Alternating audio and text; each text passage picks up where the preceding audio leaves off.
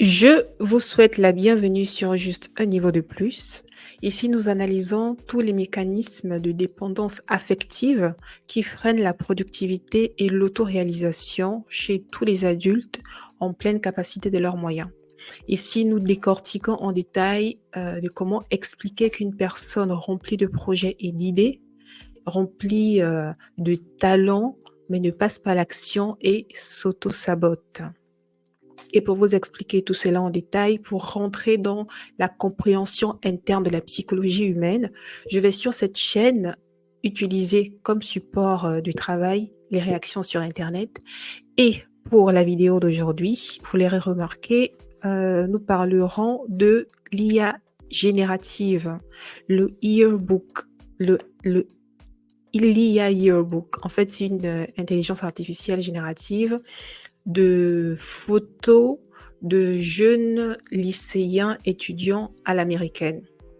Je suis convaincue que vous avez déjà vu justement des influenceurs que vous suivez, des grandes personnalités que vous suivez justement qui sont rentrées dans ce mouvement-là, dans ce trend-là pour générer comme ça des photos fictives justement d'eux dans un contexte scolaire à l'américaine dans les années 90. Et il faut savoir que c'est très tendance actuellement. J'ai voulu moi-même sauter le pas, mais c'est payant, c'est pas gratuit, effectivement. Business is business.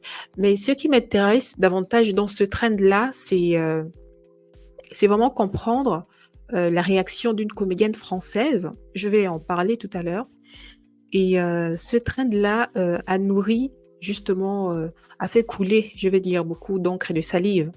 Parce que, justement, tout le monde a voulu avoir son avis là-dessus. À la fois les influenceurs justement qui surfent actuellement sur la vague, mais également tous ces magazines-là qui, chacun a plus ou moins pris son bord. Tantôt, il y en a qui, veulent apprendre à comment aussi générer, ses propres, vidéos, ses propres photos, avec cette application-là et tantôt qui, en fait, jouent plus ou moins la carte, de la prudence et de l'alarmiste pour justement rappeler que ces applications-là, c'est au-delà du côté trend, ce sont en fait des entreprises et qui ont besoin de faire du chiffre. Et ces chiffres-là, bah, ça passe par un produit. Et le produit, très souvent, bah, ce sont nos données, simplement. Mais tout cela, c'est vraiment pas dans ce quoi moi je vais rentrer. Ce que j'aimerais voir avec vous, c'est vraiment de parler justement de cette comédienne française, Laura Calu. Si vous ne la connaissez pas, Laura Calu, c'est une comédienne française assez connue qui a commencé ses débuts dans le milieu du cinéma il y a très longtemps, mais son gros buzz a commencé sur Facebook dans les années 2015 par là. Moi, je la suis sur Instagram juste parce que c'est une comédienne française, justement. Voilà, simplement. La fille qui n'a pas de... Bon, bref, je vais pas me casser le sucre en plus de ça sur YouTube. Mais en fait, Laura Calu, par rapport à cette trend-là de génération de photos à l'américaine, etc. Mais elle, en fait, elle a voulu s'inscrire en faux, clairement dans cette trend-là, en postant aujourd'hui même, c'est ça, c'était justement là la motivation de faire cette vidéo, en postant aujourd'hui même des photos d'elle petite, non pas générées par l'intelligence artificielle, mais des photos d'elle, des vraies photos d'elle petite, des différentes phases de sa vie quand elle était petite, quand elle était préadolescente, quand elle était adolescente. Elle a mis ce commentaire très intéressant. Elle dit: «J'ai pas l'application, mais j'ai une vie». Et elle met un petit symbole comme ça, émoticône de rebelle. Je pense que c'est un émoticône de pop star. Mais déjà là, on voit, il y a plein de choses à analyser par rapport à ça.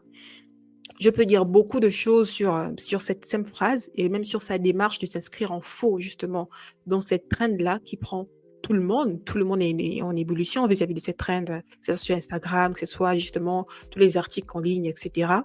Et elle, comme ça, elle veut s'inscrire en faux par rapport à cette tendance, tout en faisant exactement ce que la tendance fait, c'est-à-dire poster des photos d'elle, poster des photos de soi, je veux dire, dans des années, dans un style ancien, vu que les années 90 maintenant, c'est un style qui renaît, qui est de nouveau tendance actuellement.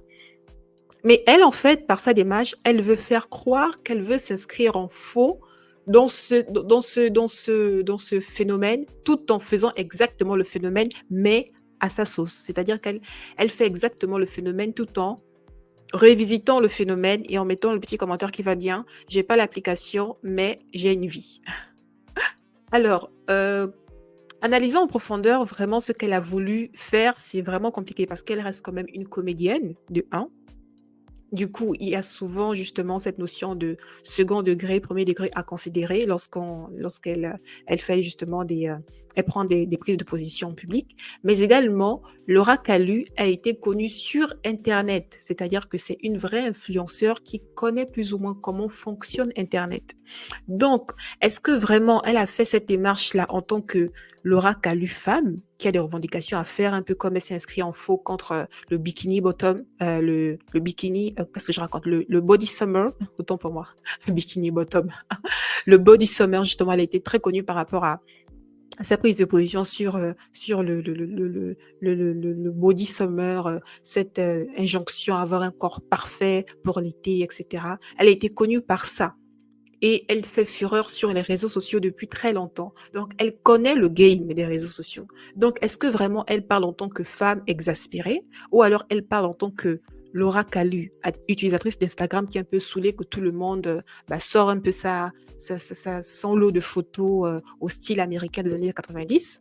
Ou alors est-ce que c'est pas une stratégie réseaux sociaux, justement, de s'inscrire en faux contre cette tendance pour un peu faire le buzz, pour attirer l'attention.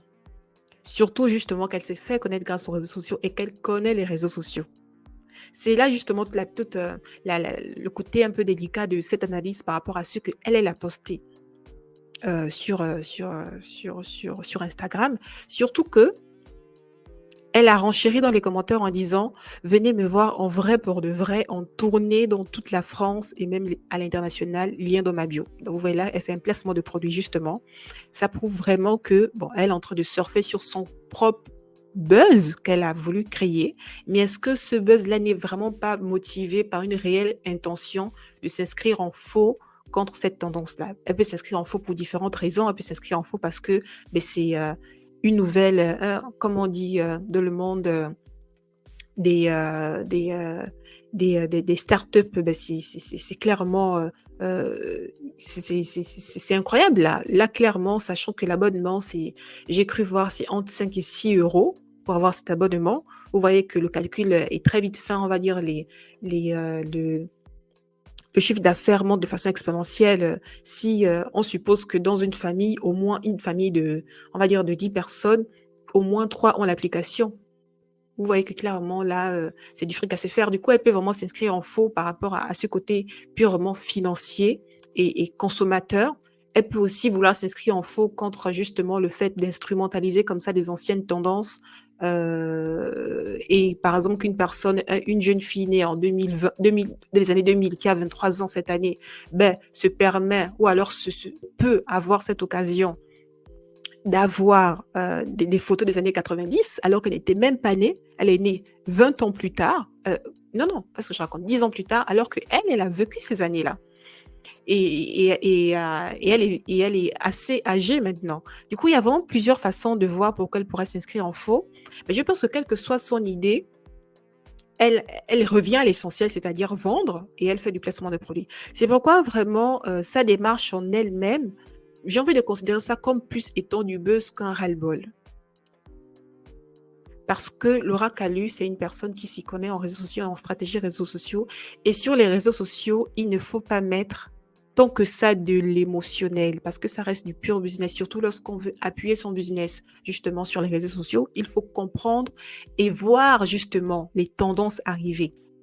Et justement savoir surfer sur ces tendances-là ben c'est pour se faire de la marge simplement. Après, il y en a plusieurs justement qui ont su créer leur propre tendance et se faire clairement de l'argent. Je pense à cet influenceur sénégalais qui, en faisant juste en fait des vidéos comparaison, ben, en 3 ans, est passé de rien du tout à plus avec un capital, après 3 ans, à plus de milliards de dollars. il y a vraiment de tout sur Internet. Il faut comprendre que Internet, c'est une grande communauté, c'est une modélisation, c'est vraiment un organe en mouvement. Et au-delà de toutes les théories, toutes les modélisations que les grands scientifiques peuvent faire, il y a toujours un côté, j'ai envie de dire, expérimental en fait sur Internet. Sur Internet, on ne peut pas tout comprendre, on ne peut pas tout contrôler. Internet, c'est juste comprendre les tendances et surfer dessus. C'est pourquoi je vais plutôt, au lieu de m'attarder sur ce que Laura Calliot a voulu faire, même si on peut voir ça comme étant justement une stratégie de contre-buzz, je vais plutôt analyser rapidement les commentaires justement sur cette publication de certains justement followers, et certains sont très intéressants. Donc, nous avons le premier commentaire qui dit enfin quelqu'un de normal, merci. Et il met l'émoticône prière. Alors là, lui ou elle, en tout cas ce follower n'a rien compris. Clairement, il n'a rien compris parce que il vient inscrire une tendance de normalité dans un contexte Internet qui, quelque part, n'a pas de normes. Il n'y a pas de normes sur Internet. Internet, quand on regarde en profondeur, c'est sans dessus-dessous. Après, je suis totalement d'accord qu'il y a des contenus qui veulent s'inscrire justement dans une volonté de faire du bien, dans une volonté justement de partager des valeurs, de créer une communauté et de grandir ensemble. Mais en soi, Internet, le jeu des réseaux sociaux, justement, c'est pas du tout normal. Donc, comme ça, enfin, lorsqu'il dit enfin, c'est vraiment qu'il a vraiment, il en a souffert ces derniers temps. Enfin, quelqu'un de normal, merci. C'est qu'il ne comprend pas ce que le post qu'il fait, le commentaire qu'il fait par rapport au post de Laura Calliot, c'est un post qui s'inscrit justement dans cette tendance, dans ce trend qu'il est en train de critiquer. Donc, en soi, ce commentaire ne veut rien dire. Et là encore, avec le spécimen, on voit qu'il n'a pas de photo de profil. Donc, c'est-à-dire qu'il ne veut même pas jouer justement le jeu des réseaux sociaux, parce que s'il voulait jouer le jeu des réseaux sociaux, il aurait compris certains codes, comme notamment déjà mettre une photo de profil. Après, là, il a un pseudonyme pour justement... Après, je ne sais pas si c'est vraiment son pseudonyme. On peut supposer que ça, c'est son prénom, ça, c'est son nom et l'année de naissance. Bon, bref. Mais déjà, ce commentaire-là, il n'a rien compris. Parce qu'il n'y a pas, c'est pas une question de normalité en soi. Et ceux qui suivent la tendance, et ceux qui suivent la tendance ne sont pas moins que ceux qui ne suivent pas la tendance. Et ceux qui ne suivent pas la tendance, justement, prétextant qu'ils ne suivent pas la tendance, ne seront pas plus que ceux qui suivent la tendance, en fait. Internet, le jeu d'Internet, c'est soit on le joue, soit on ne le joue pas. Soit on regarde, justement, soit on est follower, soit on est followé. Il n'y a pas forcément de notion de supériorité ou d'infériorité.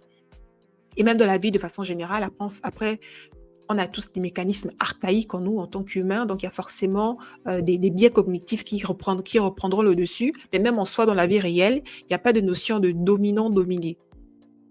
C'est-à-dire que c'est juste un jeu de vie, mais soit que nous appliquons, soit qui nous sont appliqués malgré nous.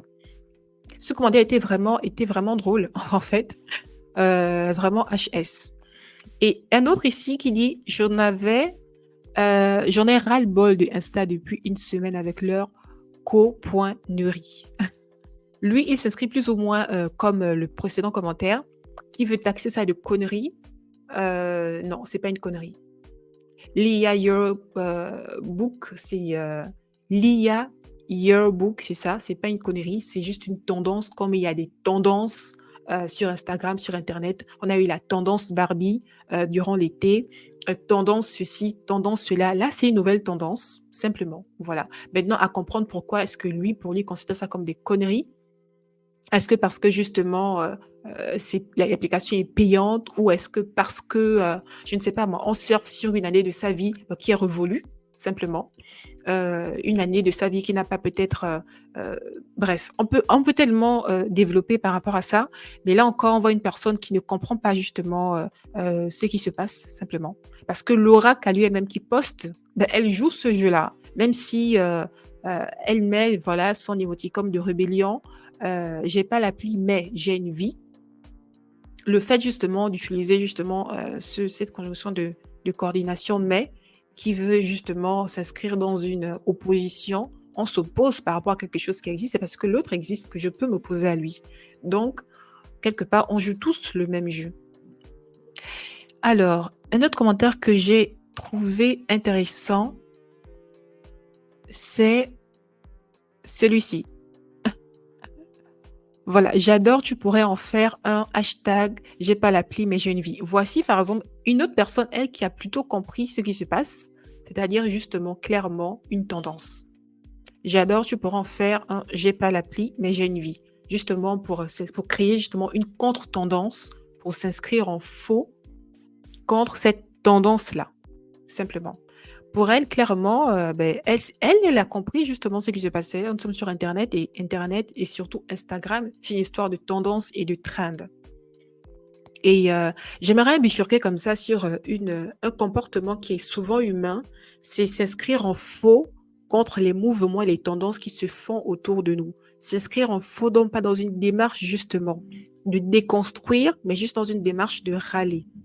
Croyez-moi, c'est pas du tout constructif. Encore plus si vous êtes en entreprise, encore plus si vous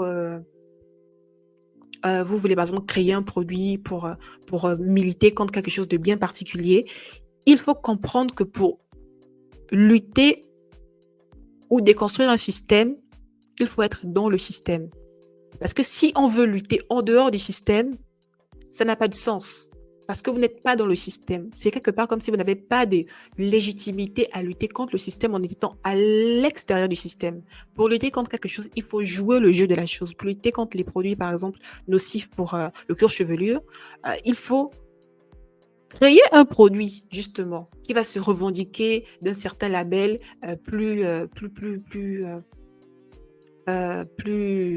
un label plus intéressant pour le cuir chevelu. C'est vraiment, il faut comprendre que c'est une histoire de tendance et de contrebalance. S'inscrire en faux comme ça contre ce qui nous est présenté pour se proclamer d'une certaine supériorité, en soi, ça n'a pas de sens. Ça n'a pas de sens. Il faut jouer le jeu en apportant sa propre valeur pour se démarquer et non juste râler dans son coin. Clairement, pour s'inscrire justement dans cette contrebalance, dans cette contre-tendance, je pencherais plus pour l'idée de cette follower-là, créer clairement un hashtag j'ai pas l'appli mais j'ai une vie, que critiquer ceux qui jouent le jeu de la tendance parce qu'ils comprennent le jeu d'Internet, ils comprennent le jeu des réseaux sociaux. Voilà, c'en est fini pour moi pour l'épisode d'aujourd'hui. Dites-moi ce que vous en pensez en commentaire, si vous trouvez le concept intéressant justement de commenter les réactions sur internet. J'ai plein d'idées vidéo. C'est pas ce qui manque, en tout cas, pour savoir réagir et donner justement un avis, de comprendre la psychologie derrière chaque réaction, etc. Des bonnes choses s'en suivent. Du coup, je vous invite à vous abonner si tout cela vous intéresse. Et donnez-moi en commentaire, dites-moi en commentaire ce que vous pensez de cette analyse furtive et rapide. Et mettez aussi, pourquoi pas, vos hashtags Instagram pour qu'on parte liker vos photos aussi, hein, pourquoi pas. Je vous dis merci et à la prochaine. À très vite. Ciao.